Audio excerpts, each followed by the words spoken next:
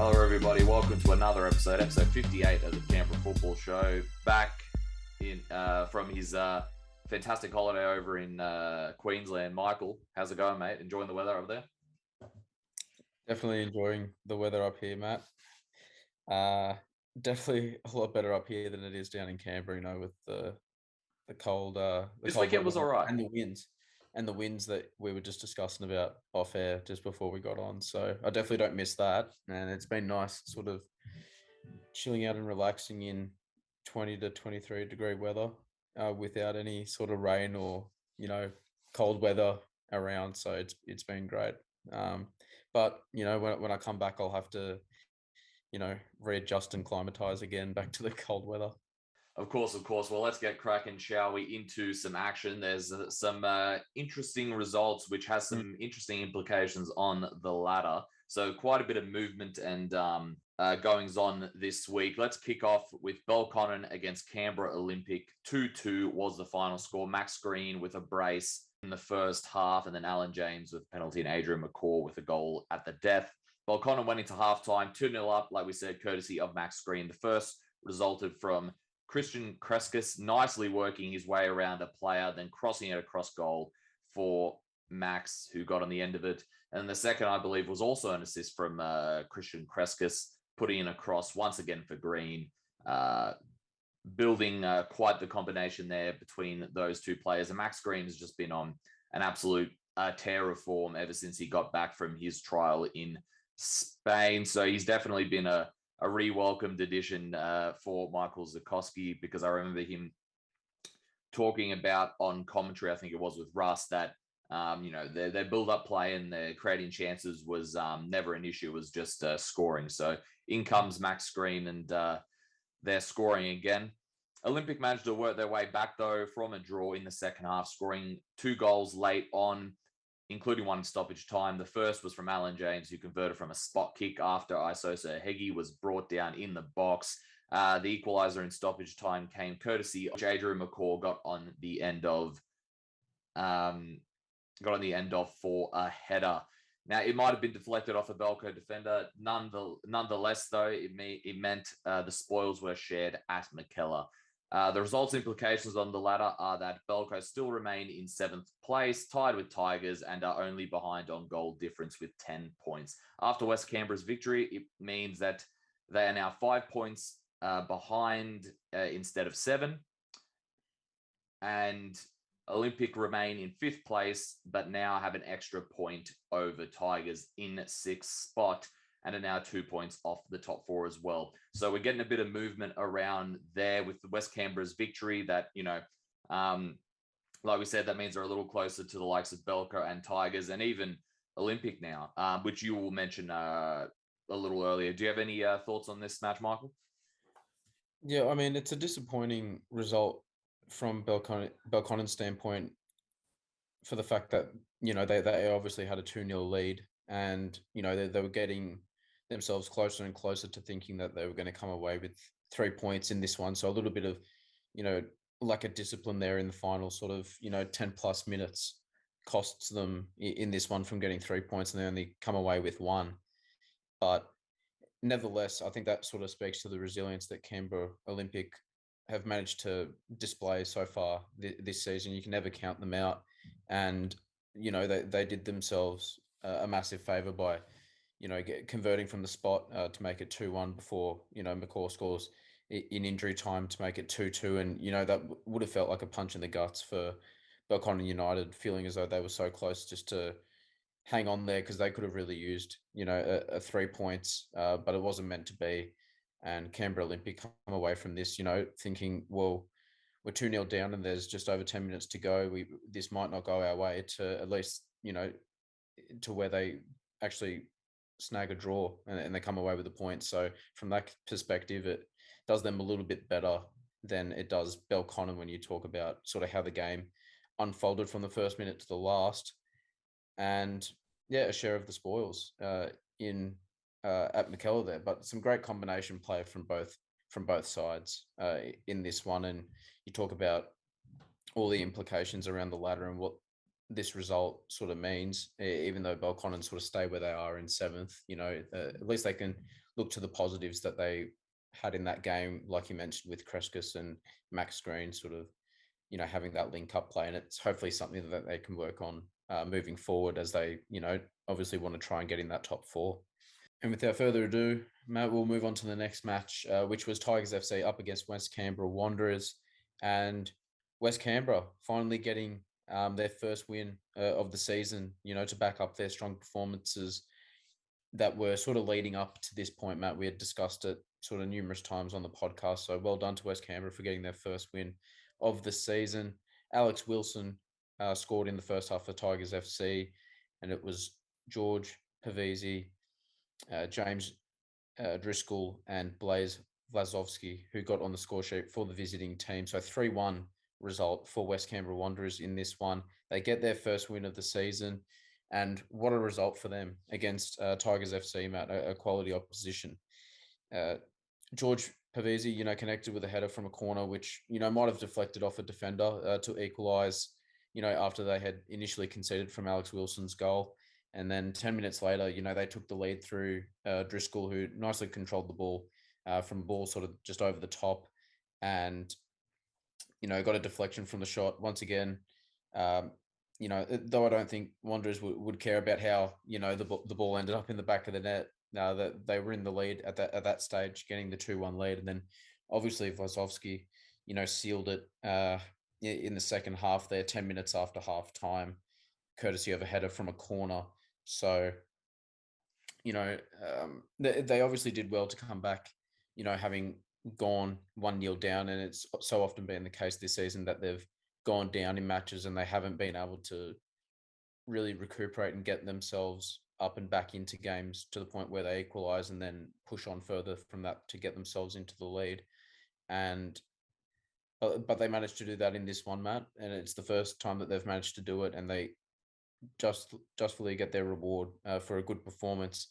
On the other side of things, Tigers, they did manage to take the lead through Wilson, who got on the end of a good cross, beating his marker to put it in the back of the net. And you thought that maybe this was what Tigers FC needed, given their sort of recent struggles in terms of form. But, they weren't able to build on that 1-0 lead. And like I mentioned, 3 unanswered goals from West Canberra Wanderers gets them their first win of the season. And, this victory means that they're now 5 points off, the closest teams above them, which is Belconnen and the opponents that they just beat in Tigers, who are 7th and 6th place respectively on the table with 10 points each. So, like I mentioned, before the loss for Tigers, means that they're only, now ahead of Belconnen on goal difference, Matt. So they've got some ground to making up. And due to O'Connor's loss, which you'll get into shortly, so I don't want to give too much detail away, but they only still remain 4 points off the top 4, so they're still in and around those top 4 positions. They're not far off at all when you consider that they're only 4 points off. And now it will be a case for West Canberra, Matt, if they're able to move forward from this, if they're able to now use this result against Tigers FC, getting a big, huge away win like this, and if they're able to capitalize and really build on this now for the next few weeks, few games that are coming up, it's a really good opportunity for them now to capitalize on the confidence that they have now got from this result against Tigers, and being able to use that moving forward so they can try and get themselves up that table, because now, with a win, they're not far off at all. And, whilst at one stage it may have looked like, when was this first win of the season going to come? Now that they've finally got it, we can sort of sit here and say, well, are they going to be able to, build on this now and continue to surge forward? So we'll just have to wait and see. We'll see if Tigers can bounce back. We know that their Tigers are the bounce back type, Matt, but we'll have to sort of just wait in anticipation to see what's going to happen with Tigers. What are your sort of quick takeaways from this? Obviously, massive result for West Canberra, but there's also a little bit of strife going on in that Tigers FC camp with the results on the pitch.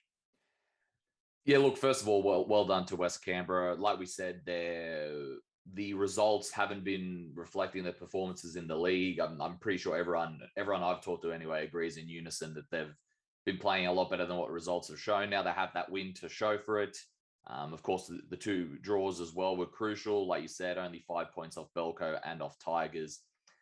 And they have a better goal difference than Belco as well. So if it comes, down to that, as it stands, they have a better goal difference. I guess what's key as well for West Canberra is they do have that game in hand against O'Connor.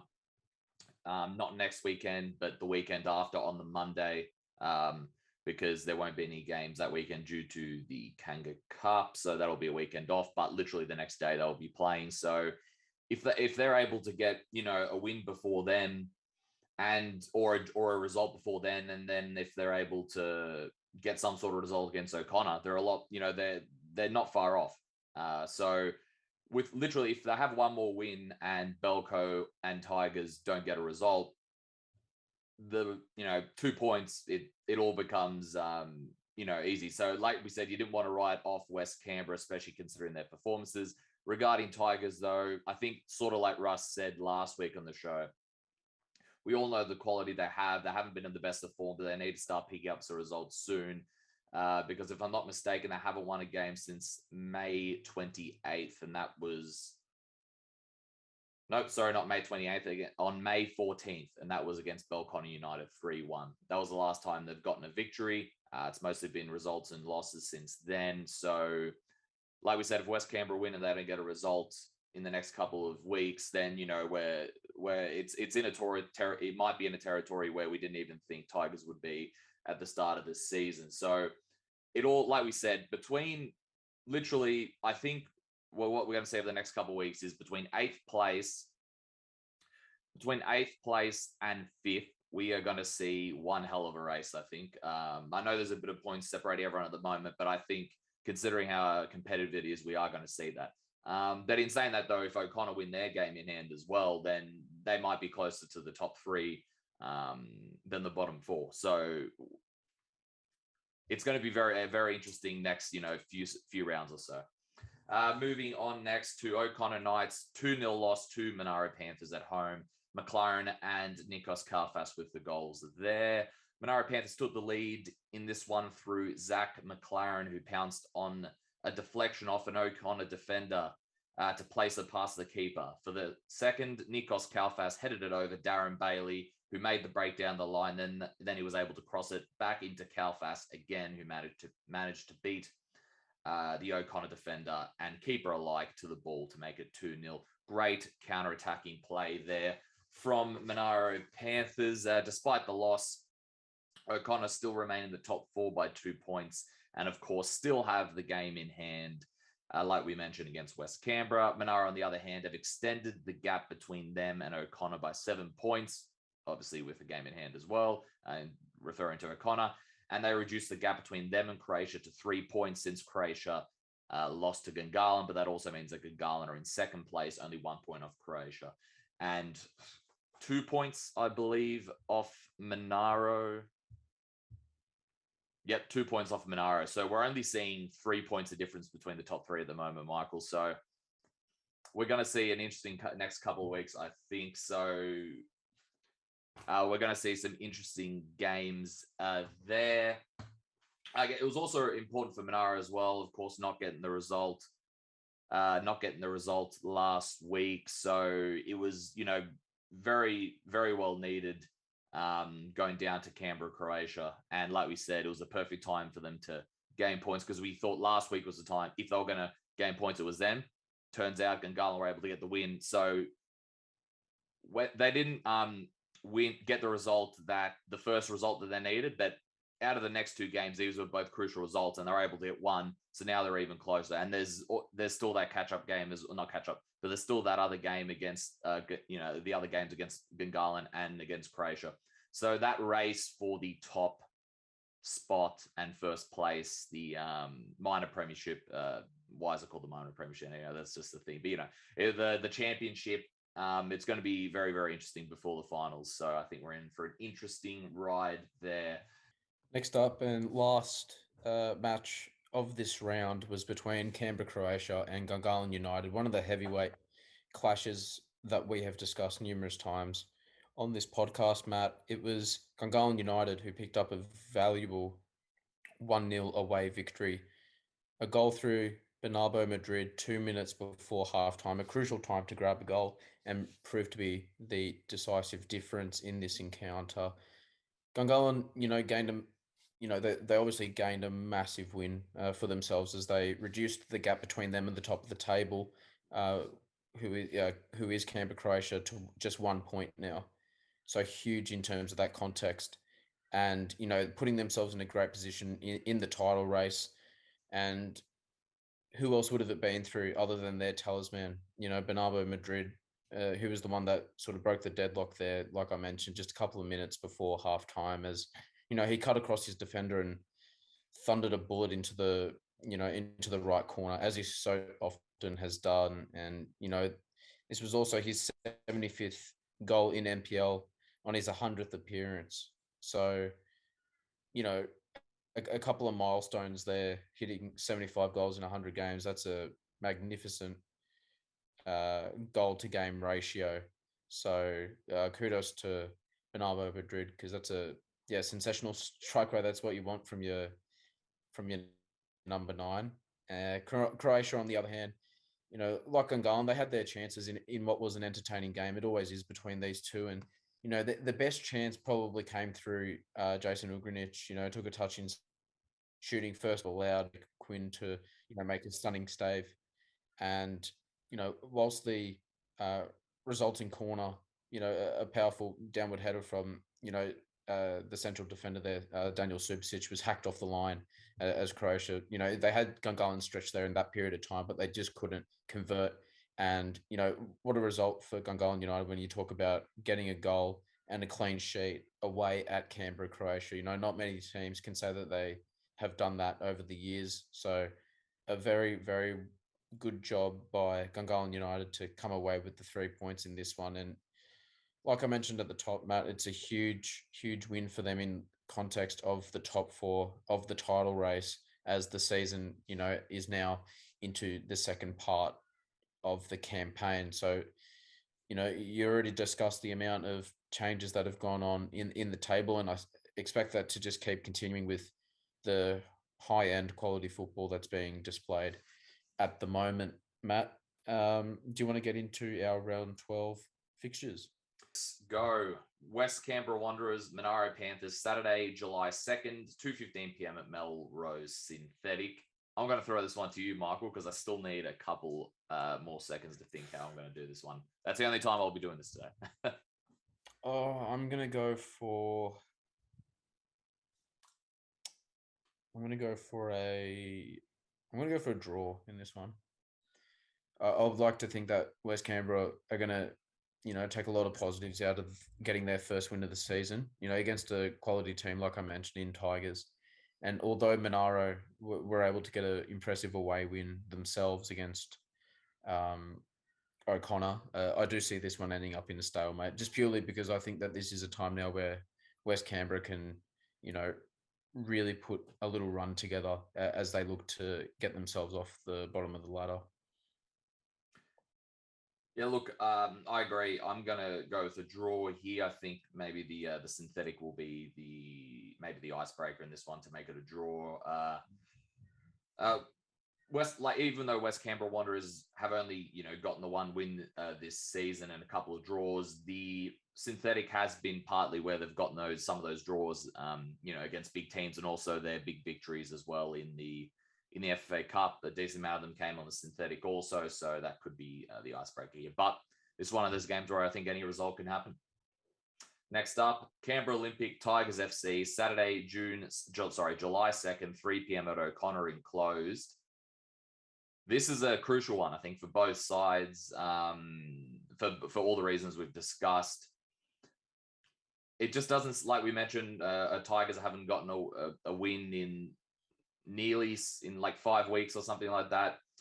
They just don't seem to have the form with them at the moment. Olympic, on the other hand, have a little more form behind them. So I'm going to say an Olympic victory here. But this yeah, Tigers probably need to start bouncing back very soon, considering the reasons we've mentioned.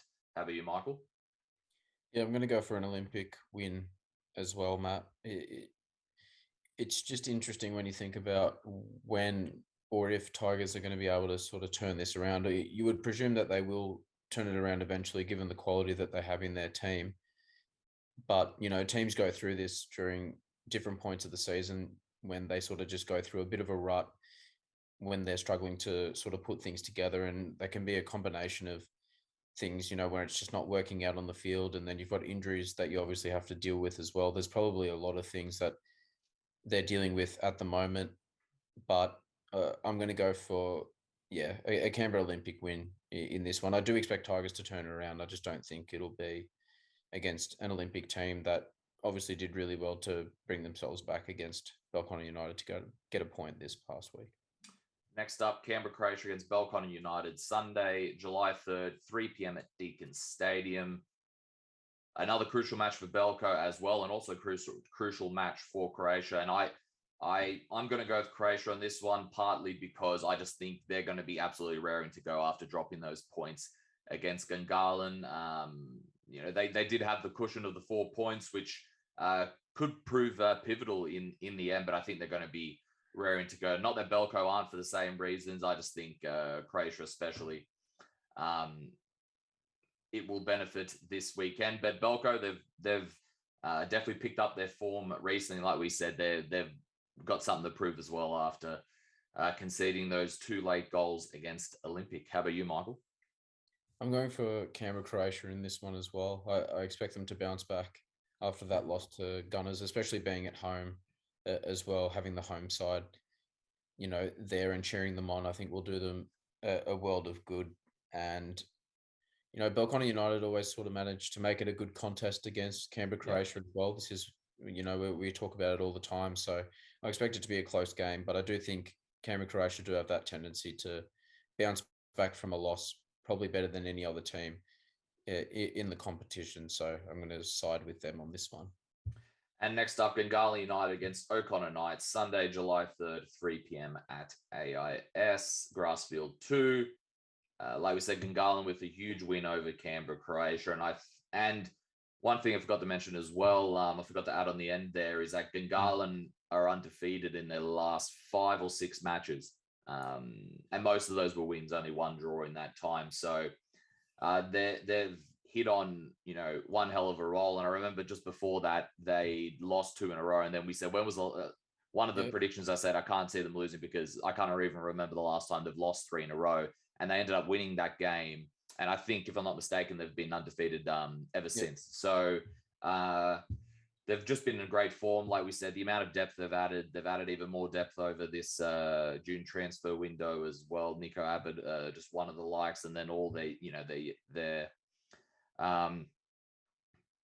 all their youngsters and everyone that's been playing on the bench. Or we mentioned they had a bench of Abbott only a couple of weeks ago, a bench of Abbott, John, and Bernabeu Madrid for the last couple of weeks. Not last week, but the last couple of weeks before that. So they've just got so much depth. O'Connor, on the other hand, obviously will be disappointed that they ended up losing the match against Monaro, considering the form they've been as well. They got if I'm not mistaken, they either beat Gungahlin or drew against them last time round. So they've gotten the result against Gungahlin before, and this will be a very close match, but I'm going to go for Gungahlin victory. I just think their form at the moment is just top notch. How about you, Michael? I agree. It's always hard to go against a team that's on such a roll like Gungahlin United currently are, Matt, and that's why I'm going to tip them in this one against O'Connor.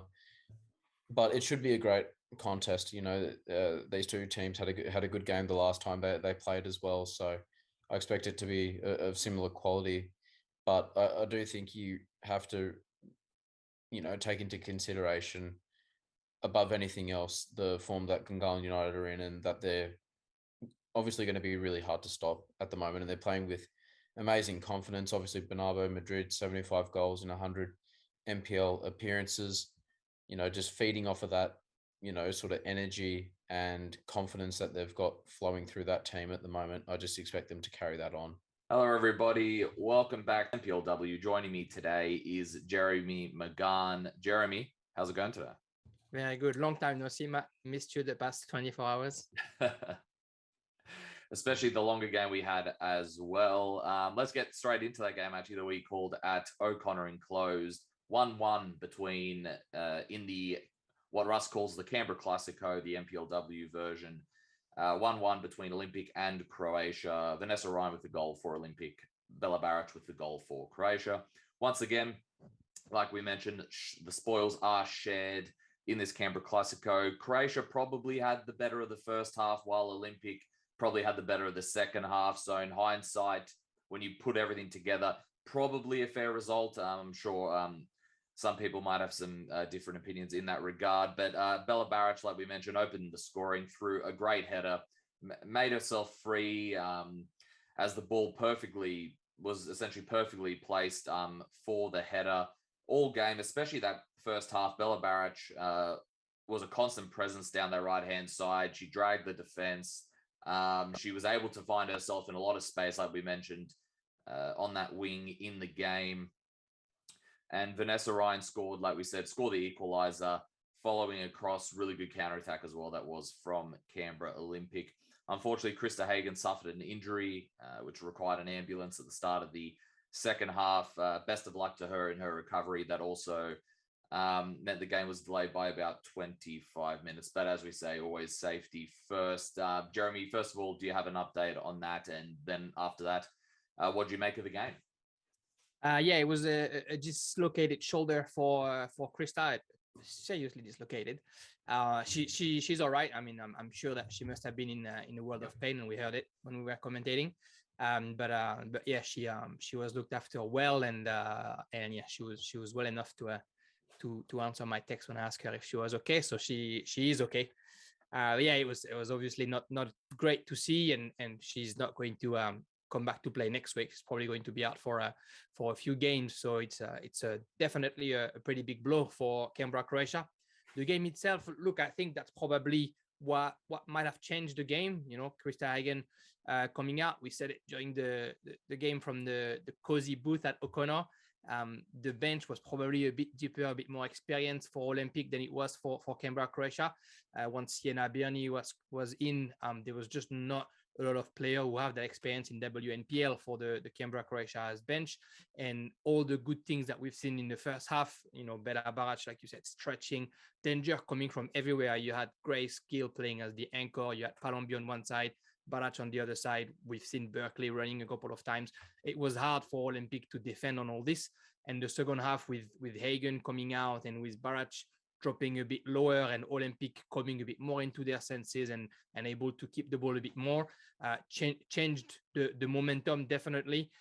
You know, it's not to say that Olympic wasn't dangerous in the first half. There's that free kick from a distance from Ali Cook that's clapped onto the crossbar. And then when Vanessa Ryan scores, the shot from Gianna Miro had every right to go in, and Parina again does a nice save there. So in the second half, it was maybe a bit more cagey. Maybe that wasn't, you know, it wasn't like a crazy end-to-end stuff where each team has 45 opportunities. But when they were attacking sharply. When they were defending, they were both defending solidly, as we'd expect from both teams. So the 1-1 is probably deserved at the end. Is it a better result for Canberra Croatia? Probably. They keep their 4 points above Olympic. It was at Olympic. You know, not that home and away does a lot in our competition, but it was a game that was away for Canberra Croatia, so getting a point away is always good. And now Olympic needs Croatia to trip to be able to go and steal that third place away from them. So I'm sure Nicole Begg would have loved the win to try and put that pressure on Zoran Glavnic and his troop. But it was a great game to call, minus of course the interruption and Krista's injury.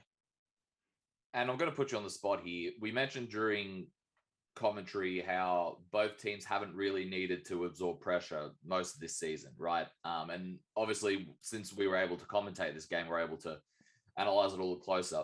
Who do you think was, even though it was a draw in the end, who do you think was probably more suited or turned out better in terms of absorbing the pressure? Because arguably they both did that. Like, more Olympic did it more in the first half, and Croatia did it more in second half. Who do you think was sort of better adapted to that, since they don't do it often? I'd say Croatia, but I'd say that it's normal. It comes with experience. It comes with a team playing together. Olympic is a young team.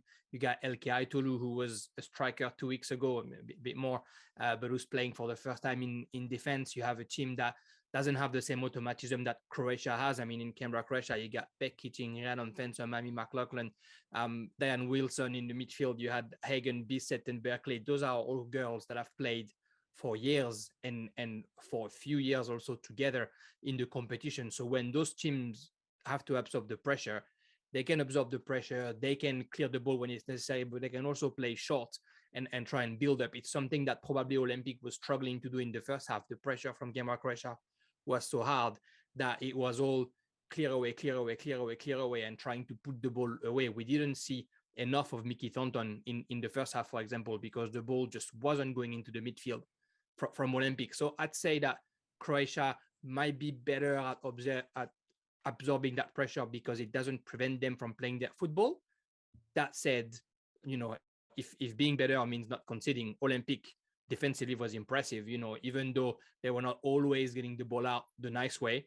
LK Aitolu, I don't think, was beaten once in the whole game, which is a performance for somebody who's supposedly not a defender. Ronnie Juna used her pace as we'd expected, and she's used it well, and they were not afraid of bringing physicality. I mean, Bella Barch had a very good game. Brittany Palombi had maybe 1, 2, or 3 shots, and we know how lethal she can be. So they shut down the player the way they had to. There was always somebody breathing behind Grace Gill's neck. So I think both teams showed us how great they can be defensively. Maybe Canberra Croatia had that way to be able to still get the ball out, but maybe the performance is more impressive from Olympic because it's a young team and because it's a team that we haven't seen doing that much, and maybe doesn't have the experience of having done it in past years as well. So both teams to be commended for sure. Indeed, they should be. It was. I'm really looking forward to that third matchup and see if it's not a draw as we've seen the last 2 times in the league anyway. Next up, Wagga City Wanderers 4-2 loss to Gungahlin United. Castle and Cochrane with the goals for Wagga. Nat DeMarco, McGlashan, and Chow with a brace for Gungahlin. Gungahlin United gained only their second victory of the season out in Wagga at Gissing Oval. Some really good team goals here, which like we said last week on commentary and on the show, what illustrates probably Gungahlin at their best is their link-up play, the triangles in midfield, the quick 1-2s, moving around the players. And I think the goal that probably illustrates at best is Sharon Chow's first goal, where you had the link-up play between the 3 midfielders, both the DeMarco sisters and Sharon Chow, all linking up with those quick passes, moving around the defense, and then Chow putting it in the back of the net. Wagga, on the other hand, though, another really good performance. You have to say, Jeremy, they made the comeback to equalize just 5 minutes after they conceded, and then they were able to hold on for the rest of that half, and then in going into halftime, it was 1-1. And I think what also is important, Jeremy, is the goals that they scored. They took the initiative and they took advantage of maybe some, slip-ups at the back from Gungahlin, which I think Sam has mentioned on the show, like they need to take advantage whenever there's a slip-up. And they were able to do that as well. So, and they were able to put on the pressure at times to get these goals as well. So, well done to Wagga on another performance, but of course, well done to Gungahlin on their second victory of the season as they hope to put some form together and try and move up that ladder. What did you make of this one, Jeremy?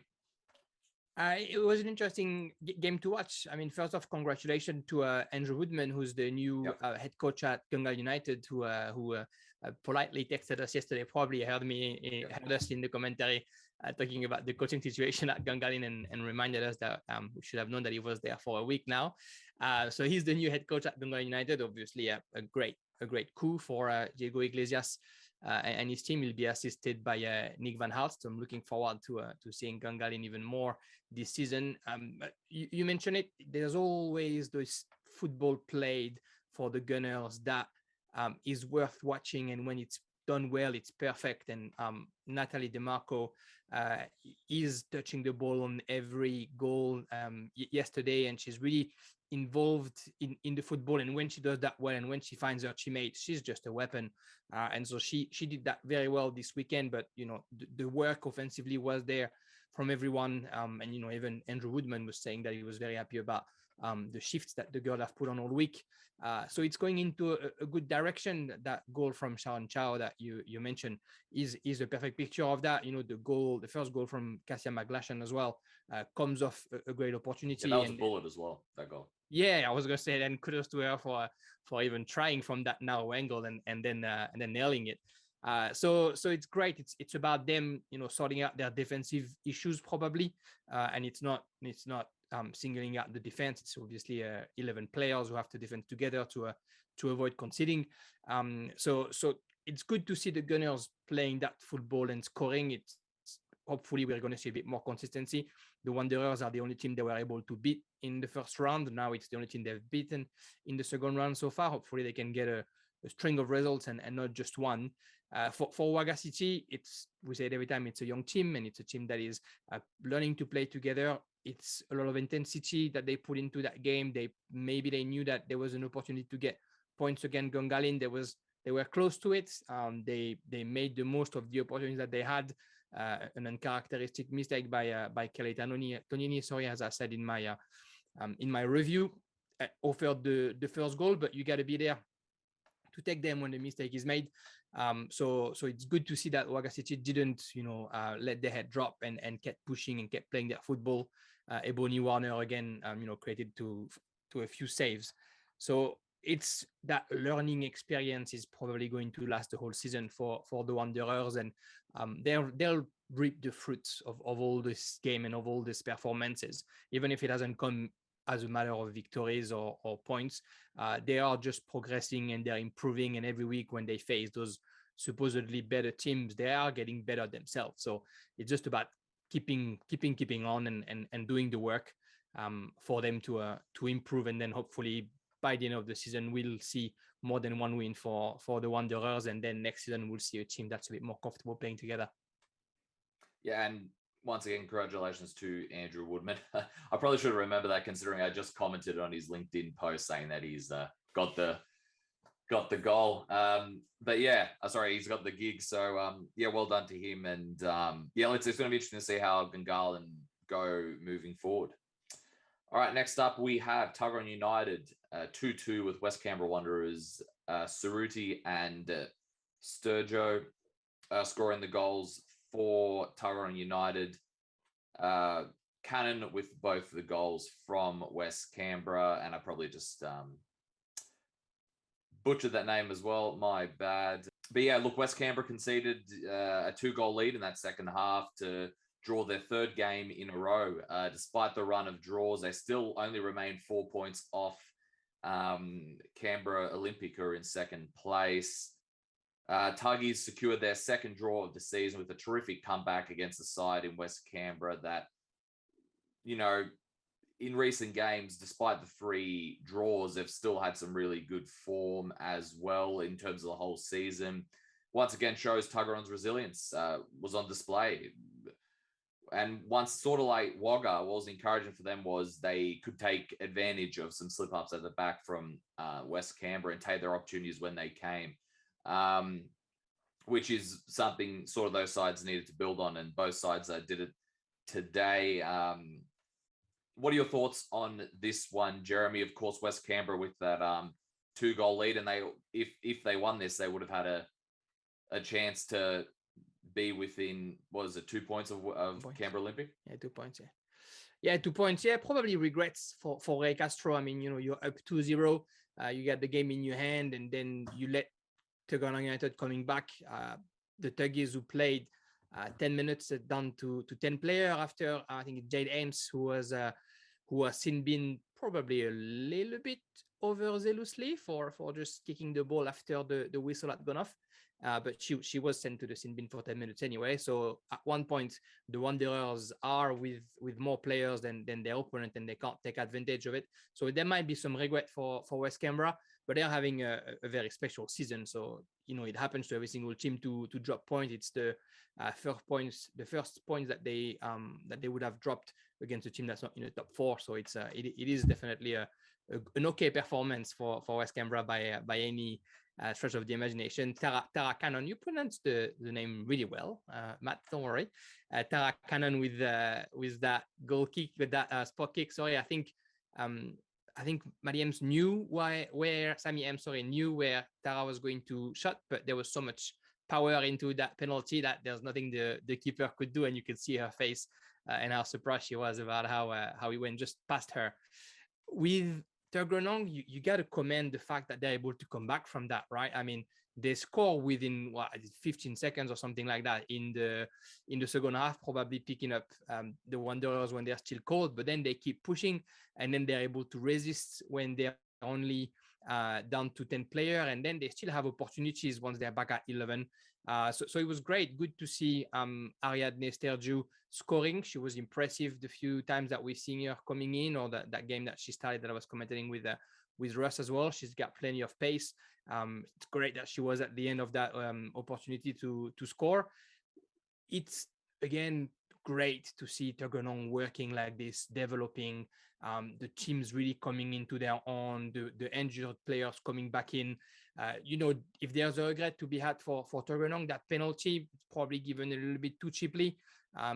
Maybe Tara Mustaine didn't realize that she was into the box when she grabs Sofia Medina's hand, but it's probably something that could have been avoided. But it's me bickering, really. It's because it's great to see those teams playing well, and you don't want them to make those mistakes that gives the goal away. But it was a good duel, and it promises for both teams a pretty special end of season that of course we'll be watching, you and me. We certainly will, and there is no last game because CUA and Belconnen United was postponed due to not enough referees, as there were a few sicknesses in that one. So that has been replayed, not as we record, but as we go out tonight at Hawker. Oh, yeah. At Hawker Synthetic, correct? Yeah. Hawker Synthetic, 7:30 p.m. kickoff, I was told. Yeah, so tune into that one if you're watching this. Next, let's get straight into the fixtures, though, from round 12. We got Belconnen United against Canberra, Croatia, Saturday, July 2nd, 3 p.m. at McKellar Park.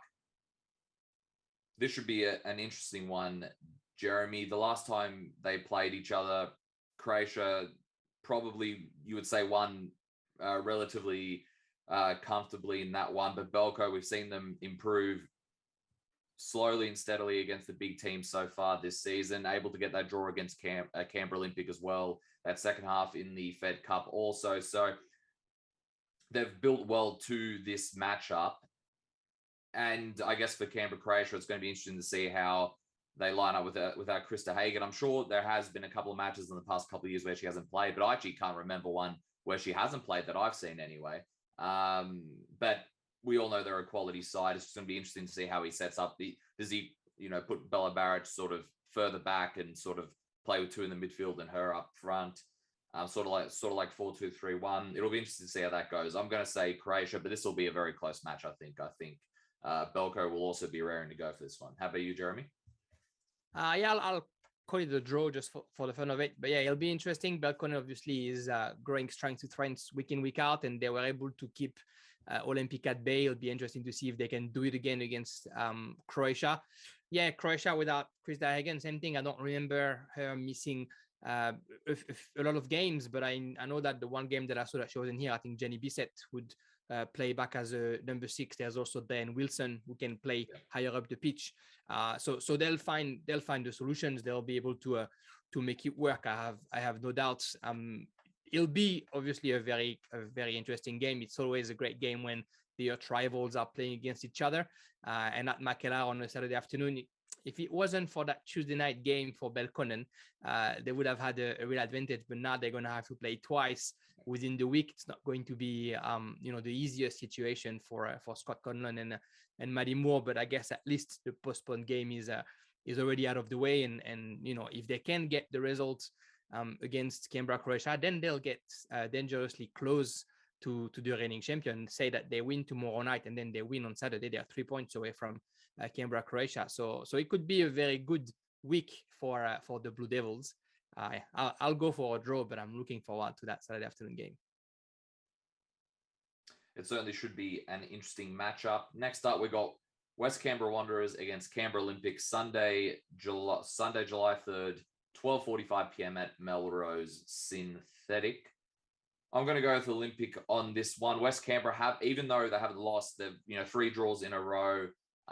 Coming up against Olympic, who are off 2 draws in a row now. They're going to be raring to go. They're going to make sure they can do everything to not drop any more points. Considering that they only have 1 match left against Canberra, Croatia in the league. In saying that, though, I'm sure West Canberra will put up a very good performance. What do you think about this one, Jeremy? Yeah, I'll go for Olympic as well. When we were calling the game yesterday, I was thinking that, sure, there was a game the day before on the corner, but I was thinking, if you look at Canberra Olympic and their skills and their talent, they're probably better off playing away if a home game means that they're going to play. The pitch is a little choppy, yes. Yeah, on that kind of pitch. So when they're going to play at Melrose, which is a synthetic pitch, and maybe everybody says that when you're used to train on grass, you don't like to play in synthetic, but at least the ball does what you meant for it to do. So that's going to play right into the skills of Canberra Olympic. I'll see them winning because that talent and that frustration of not winning 2 games in a row is probably going to be all unleashed at once, unfortunately for the Wanderers. And next up, we have CUA against Wagga City Wanderers, Sunday, July 3rd, 2:30 p.m. at Hawker Football Centre. It's hard not to go past CUA, especially since we've seen them play. They're really starting to get into some nice form themselves. Wagga City Wanderers, though, I'm sure they'll be coming off a high after that performance, considering how well they played in that matchup. How about you, Jeremy? Yeah, I'd say CUA as well. Same thing. The fact that they're playing on Tuesday night might play a little bit, and there's a few injuries. Last time I spoke to Sarah West, but at home, it's always hard for the girls from Wagga to travel all the way up to Canberra, and on the football since the beginning of the season, CUA has been a bit stronger than the Wanderers, so I'll go for a CUA win. Next up, Gungahlin United versus Tuggeranong United, Sunday, July 3rd, 3 p.m. at Gungahlin enclosed. This will be Andrew Woodman's first game in charge at home for Gungahlin United against Tuggies, who will be coming off with a boatload of confidence after that comeback and draw. I think this will be a really close one, and I think there will be a lot of goals in this one as well. But I'm going to go with a Gungahlin victory with Andrew Woodman's first game at home. And like we said, only their second win of the season. They haven't beaten anyone that isn't Wagga so far, so they'll be looking to get that some sort of roll going so they can try and push up the table and make some ground there. In saying that, though, I think there'll be a lot of goals. How about you, Jeremy? Yeah, I'll go for Gungahlin as well. I'm sure Andrew Woodman will emphasize that they haven't been able to win against anybody else than the Wanderers this season, and so that he would love to see a win for his first home game. So based on that alone, I'd say Gungahlin probably win that game. It's not to say that it's not going to be an amazing fight against Tuggeranong, and the resilience of the Tuggers will be put to work on Sunday. Yeah, I'll go for the Gunners win. Jeremy, thank you very much for joining me as always. Any last words before you leave, and which game will you be commentating the weekend? Have you chosen yet? I was supposed to do CUA, but now that it's moved back at 2:30, I don't think that I can do it. So I'm in negotiation, but I'll try to head over to Gungahlin to do Gungahlin against Tuggeranong. I'm a bit on the high because as I was telling you offline, I just come off an interview with Ross Olaoisi, the former Socorro, who is now the assistant coach for Yokohama Marinos. So stay tuned. I'll obviously let everybody know when that interview is out. But it was an amazing chat with the former Adelaide City women's head coach. Yeah, that's awesome. I'm so glad that you're able to. I'm really looking forward to that. Ross Aloisi, obviously, is a well-respected person in the Australian game, so I'm really looking forward to what he has to say in your interview. Thank you very much again, Jeremy. Hello, everybody. Welcome back to our CPL segment. Joining me again is Chris Webb. Chris, how's it going? We'll talk off there. We've got a few interesting results to get into. Any words before we start? No, look, thanks again for having me 2 weeks in a row. Hopefully everyone can put up with me again, but yeah, no, it's good to be here. Let's get cracking with these results. We start with the Brindabella Blues 3-0 victory over Weston Molonglo. Wilkes, Dagan Smith, and Weekly with the goals. Huge result for the Brindies as this win puts them in third place, 1 point ahead of White Eagles. And they, just to put in perspective where they are from the top two, they are 5 points off Queanbeyan City, who are in second. We mentioned last week that their victory over a top four side was bound to come. And this win, it looks like they're able to put some momentum together. This young side was able to do that this week, making themselves really trying to solidify themselves in that top four now. Dagan Smith, Chris, once again, finds himself on the score sheet. He's definitely been a great addition to this side and a big goal scoring threat for the Brindies, and also a clean sheet for Ray Juna's side. They're starting to get in some good form now, and like we said, it was bound to be happening eventually from what we've both seen. Yeah, look, I was out there and they were very good. I think I said last week they're a very good team to watch, and they didn't disappoint on the weekends. Ray really has them knocking the ball around. They're very, very calm in possession. The movement off the ball is great. Extremely young team. Pace up front is really good. Dagan Smith's goal was a lovely volley that he hit on. It was a nice cross. And standouts for me are probably the two centre-backs. Weekly, it's a great combination they've kind of got with, Ollie being big, tall, can hit a great kind of 60-metre ball forward to some speedy forwards. And then Weekly's shorter, strong, extremely fast, but he caused a lot of trouble picking up the ball and just running through the middle. And he got an amazing goal. Picked up a loose ball about halfway and ran halfway through the field. And a great finish. And that killed the game probably about 15 minutes into the second half. So, look, they well-deserving. Definitely well-deserving of the win. They look really good. I talk about him a lot. Jordan Host was especially dangerous. Every time he picked up the ball, he looks dangerous. The team looks dangerous. Probably should have had himself a goal. He actually, fantastic, beat two players into the box and then hit the ball into the side netting when really he should have slotted home. But look, Weston were actually quite competitive. They played very well for the first probably half an hour. Definitely the first 15 minutes actually looked like quite an even game. Both teams with probably even amount of chances. Weston probably squandered a few chances. But really, look, they are just, they're on their knees. They were missing 18 across the two squads. I think you might have seen that the 23s didn't play. They couldn't put two teams together. They had 17 players available across the two squads. So only one person missed out, and it was just the 16 left. So it was a mix of first grade and 23s who played, and missing some of their key players, Rory Evans and Chris McEwen, and then they lost Ash Blount in probably 10 minutes into the game. So things are just not going right for them at the moment, and they're finding themselves in a massive hole, and one that's going to be extremely hard to get out of. Next up is Canberra White Eagles, Yoogali. Huge win for the visitors as they scored their third win of the competition away to White Eagles. Isaac Donadell was the one to break the deadlock late on for the Griffith Base side. This victory now leaves them with 11 points, which is 2 behind Wagga in 6th and 6 points off White Eagles, who are in 4th. So there's 6 points off that top 4. So top four, they're still aiming for that top four Yoogali. So what we're sort of seeing now, sort of similar to an NPL1, Chris, where we've got essentially, well, obviously it all depends on if O'Connor win their game in hand, but we're essentially seeing a situation where we could have the 7th place to the 4th place really heating up in there, except in NPL1, it's going to be probably 8th place. Sort of seen something similar, but with 7th place to 4th, or probably even higher to 3rd in CPL.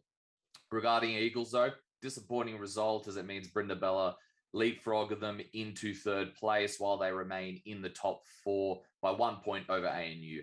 Overall, though, like I mentioned, this does really hotten up that race, but probably not the best result heading into their big derby against Queanbeyan City this weekend, Webby. Yeah, look, this was the game that we predicted incorrectly last week. And as we talk about, while White Eagles has actually been reasonably consistent, Yoogali is the one that is just completely up and down, and especially away. It's always been harder for Yoogali, but again, they just never stop surprising. And they were missing a few as well, Yoogali. White Eagles, on the other hand, looked close to full strength. No Joe Priest, no Ruben Donadell for Yoogali, but still to come away. Look, as long as you've got another 6 Donadells there, you've always got a chance. I guess probably how they feel. And it was one of the Donadells that came away. Bit of a bomb. I hear. I ran into a whole bunch of the White Eagles guys that evening, and they were very disappointed. But they probably said it was reasonably fair reflection of the game. It was pretty even, and it's kudos to the Yoogali boys. The dedication that they show is absolutely outstanding. And to be travelling here often with kind of low on numbers, but to be able to put those results in and have that belief. And as you said, look, they're only 7 points off 3rd, and so top 4 is well and truly in their grasp. So it's going to be an interesting little run in. And next up, we have Queanbeyan City 2-1 victory over Wagga City Wanderers. Cazzola with the goal for Wagga, Ramos with a penalty, and Knight with a goal for Queanbeyan City. Queanbeyan opened the scoring through a penalty, which was converted via Ramos. The play that led up to that, it was a ball over the top. I believe it was from Menza, and the Wagga defender cleared him out. Really good ball over the top there. The visitors doubled their lead via Knight, who was able to get on the end of a free kick to shoot for the bottom corner. It seemed to have deflected also on its way, but you take every opportunity you can get, and that seems to be a bit of a theme. There's quite a few deflection goals in all the leagues this week. This is also their first victory though in 5 games. So I don't think we can understate how big a win this is, especially considering Tuggeranong did drop points with that draw against ANU. So Queanbeyan took advantage. Probably not when they wanted to, which was against Tuggeranong last week, but the next opportunity to take advantage, they did. So that's very promising for them. And one thing we forgot to mention as well is last week they had a few new signings as well join the team. Big signings for them, Trajkovski and Piccolo, just to name a few. Michael Piccolo, of course, just coming over from Canberra, Croatia. Yeah, Wagga were able to grab one back, though, in the second half. Cazzola was the one to get that. They were able to sort of make a comeback from this, and it wasn't... they've been in pretty good form recently. Obviously, a big result last week as well. And once again, a close score between them and Queanbeyan. It was also 2-1 as well.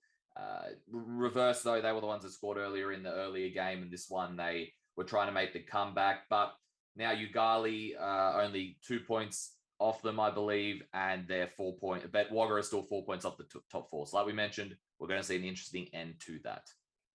And look, and should always mention the return of the prodigal son and Zach Knight, who's essentially been the kind of the stalwart of Queanbeyan's team from throughout 2010 to 2020, he's really been, they won a few premierships, 6-7 years ago, kind of under Jeremy Butler, and he was always really the key man there. And so he's a huge return for them. He's a great, big, tall, powerful player, but a very skillful player for them. So,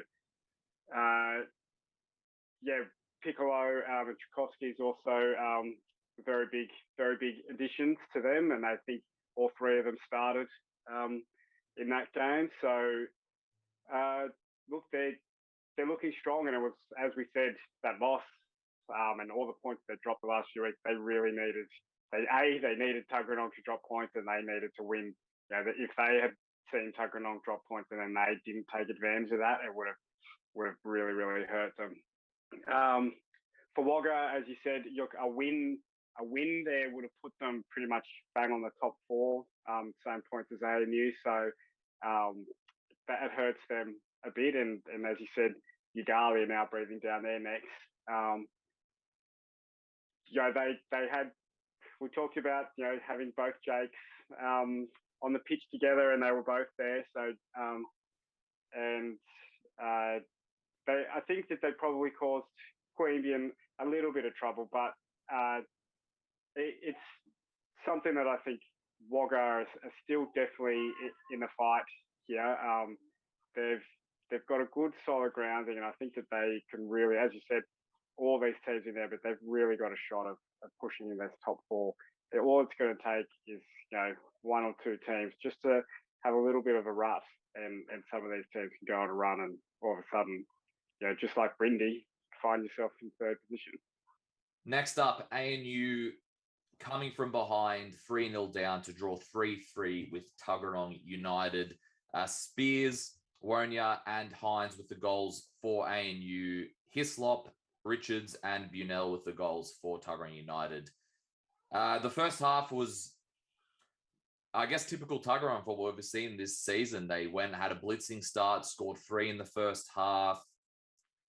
First 2 goals, Tuggies used their pace to quickly move past their opponents.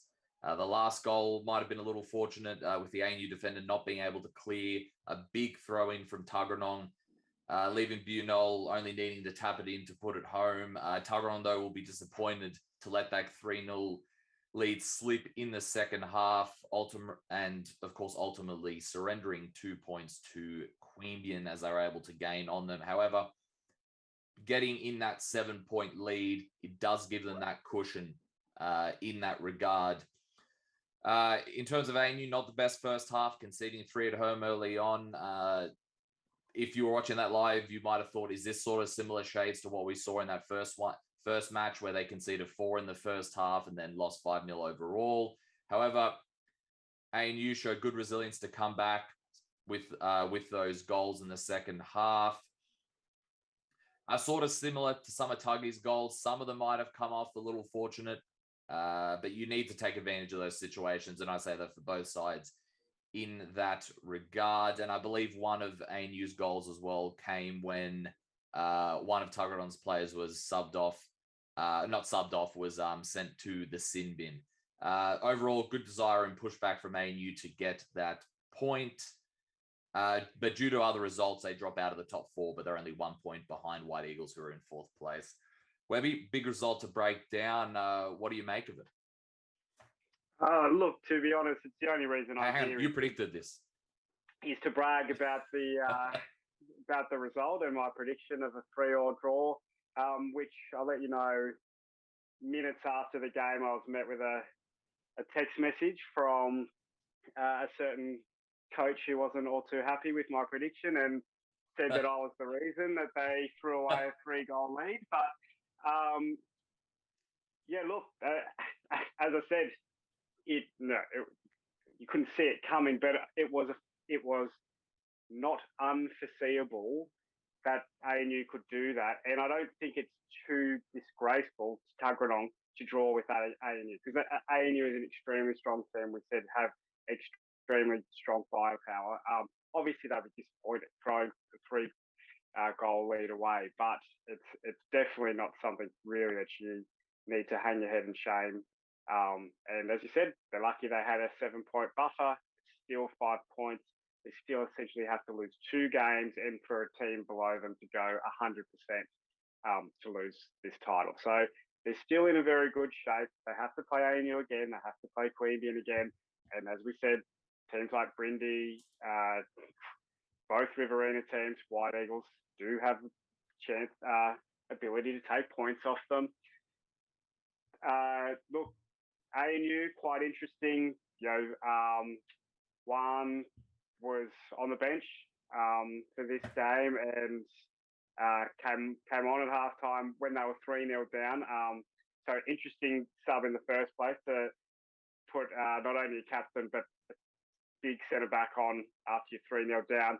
But then to get in there and get a goal, Carl Hines, another one who was on the bench, came on to grab the equaliser in the dying minutes. So some inspired changes. And yeah, look, disappointing. Tuggers again had a very strong team. Hislop is a very good player in there, picking up goals again. Sean Kitty, obviously, that big throw is something that he's used for a long time, and I think teams really need to be quickly switched on to that. But you can always cause massive troubles, and you really got to be aware of those things happening in there. But so look, for Tuggeranong, I don't think there's too much for them to be worried about. For ANU, look, I think it's probably while it's only 1 point, and as you said, it saw Brindabella jump them and then fall out of the top 4. I actually think it would be a very stirring comeback. That's probably an extremely good morale booster for them, and something that could probably set them on a good run going forward from here. It certainly will be a big morale booster for ANU, as was that win against Queanbeyan also. But like you said, Tuggies, like we said, with the 7-point lead, it gives you that cushion. It allows you to have this sort of result. But in terms of Queanbeyan, I'm sure that will also be a morale booster for them as well. So I guess never say never in terms of the title race, but Tuggeranong still in a good position. Let's head into our round 12 fixtures. Wagga City Wanderers, ANU, Saturday, July 2nd, 2:15 p.m. at Gissing Oval. Michael says ANU for this one. I say ANU for this one as well, in saying that though Wagga have had some good performances against ANU recently. They've been in good form themselves at home. They're just losing to Queanbeyan 2-1. But the reason why I say ANU is because that comeback against Tuggeranong, like you said, it will be a big morale booster for them. How about you, Webby? Yeah, look, the same. I think ANU, for that reason, I think that they're going to be on a high and just ready to kind of try and use that momentum to keep rolling through. But as you said, Wagga very tough at home and have already beaten ANU this year, so it's definitely not a foregone conclusion. But yeah, we'll go ANU. Next up, another the big derby, always a really good, entertaining and feisty game. Queanbeyan City, Canberra White Eagles, Saturday, July 2nd, 3 p.m. at High Street. Mike says Queanbeyan for this one. I'll agree with him on this one here. Despite White Eagles' loss, like we said, they got a pretty full team and they've been in good form themselves this season. I just think with Queanbeyan's win, them needing to pick up points, Tuggeranong dropping points as well, similar to ANU. Not that the belief was never there, but I think it'll be that morale booster, for a lack of a better word, will push them towards this victory here. And you will probably see there, like you said, their returns and new signings all sort of being a little better integrated, being their third or second game, respectively. How about you, Webby? Yeah, look, this one it's always hard to predict. Yeah. You can throw the form book out the window. With these games, there's so much passion, emotion that comes into them. Look, so again, I'll sit on the fence and I'll go for a draw for this one. Yeah, I just think it's anybody's game. Next up, Yoogali, Weston Molonglo, Sunday, July 3rd, 1:30 p.m. at Solamad Stadium. I'll probably go with Yoogali for this one. Their form at home has been pretty good, especially recently. How about you, Webby? If you don't want to say the pick, that's fine. Just let me know what you think about the game. No, look, I can't see anything but a Yoogali win. Like I said, Weston had 18 out last week. They've already got 20 out for this week, and it's only Tuesday or Monday. So they're running on absolute petrol fumes, and to go all that way, I can't see anything but a comfortable Yoogali win. Next up, Tuggeranong United, Brindabella Blues, the Tuggeranong Derby, Sunday, July 3rd, 3 p.m. at Canberra 201. This should be a really good game. Probably we'll see a few goals in this one as well. Tuggeranong will probably be switched on defensively after conceding those 3 goals and letting the lead slip. For that reason alone, I am probably going to go for Tuggeranong victory here, same as Michael. Like we said, Tuggeranong having dropped those points, I would say Brindabella probably would have had a better chance heading into this if Tuggeranong didn't already draw. But in saying that, though, I think it's going to be a very close game. And Brindabella can still get something from this game. They've got the quality to do it. But like we said, Tuggeranong are going to be, I think, raring to go after that draw. How about you, Webby? Yeah, look, I think this one will be close. Whether, definitely in terms of the gameplay, I think it's going to be very close. Like I said, I've just been very impressed by Brindabella. I think they're undefeated in 5 or 6 games now. So they're on a very good run, but I'm not sure I can see Tuggeranong dropping points 2 games in a row. I wouldn't be surprised in any result, but I think I will go Tuggeranong for this one. And that's us for this week. Thank you so much, Webby, for joining us again. Any last words on, anything Canberra football before we head? No, I think there were some interesting rounds in State League 1 this week. Canberra United top now. Yeah, so some very interesting results, especially the Weston ANU game. I don't think I've ever seen so many messages of angry people in my life, but I think they will leave that for another day. Some interesting refereeing, let's say, in that game. But look, Juventus top now, so it makes it extremely interesting race going on there. It certainly does, and when we have you back on next, we'll have another State League 1 update as well. Like we said, thanks so much for joining me. Thank you for joining me, everybody. That was episode 58 of the Canberra Football Show. See you next week.